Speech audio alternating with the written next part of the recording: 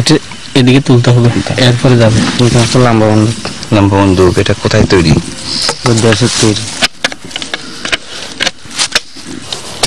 দিনের বেলা নিরাপত্তা বিঘ্নিত হতে পারে, তাই অস্ত্রধারীদের দেখা পেতে মহেশখালীর দুর্গম পাহাড়ে যাওয়ার জন্য গভীর রাতকেই বেছে নেয়া।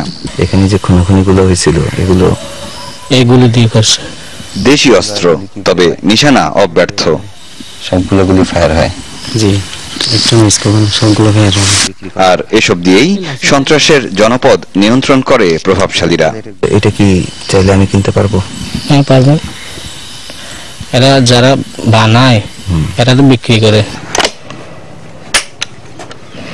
কক্সবাজারের আরেক উপজেলা চকরিয়া, এখানে অবশ্য অস্ত্রধারীদের দেখা পেতে রাত পর্যন্ত অপেক্ষা করতে হয়নি। কক্সবাজারের মহেশখালী চকরিয়া অঞ্চলের বিস্তীর্ণ এলাকায় লবণের চাষ হয়, রয়েছে চিংড়ির ক্ষেত। সেই ঘের এবং লবণের ক্ষেতগুলো দখল পাল্টা দখলের জন্য মূলত ব্যবহার করা হয় এ ধরনের অস্ত্র। এই অঞ্চলে প্রায় 100 অস্ত্র রয়েছে। চকরিয়ার চরন্ডিপাড়া থেকে এসেছে এই অস্ত্রগুলো, সেগুলো ব্যবহার করছে এ ধরনের তরুণ যুবকরা, যাদেরকে বিপদগামী করেছে কিছু প্রভাবশালী মানুষ। সহজলভ্য হওয়ায় এসব অস্ত্র ছড়িয়ে পড়েছে পুরো এলাকায়। কাজ করি। এই অস্ত্রগুলো কি কাজে ব্যবহার হয়? গুণা দখল করছি আমরা, গত জুয়ে আমরা 1000 একর গুণা দখল করছি। আর এখানে বড় একটা বাড়ি করলো, এখান থেকে আমরা বাধা দিয়ে টাকা নিই।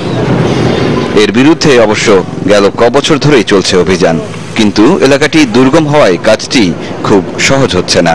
এখানে আনসার্টেনিটি বেশি, কখন কোন ধরনের ক্রাইম হবে সেটা প্রেডিক্ট করা যায় না। ট্রেডিশনাল পুলিশিং দিয়ে আসলে এভাবে অস্ত্র উদ্ধার করা বা পাহাড়ে আমাদের অ্যাম্বুশ করে অভিযান চালানো খুব কঠিন গেছে। পুলিশের এই কর্মকর্তা জানান, স্থানীয় প্রভাবশালীদের সহযোগিতা পেলেই অস্ত্রধারীদের নিয়ন্ত্রণ করা সম্ভব।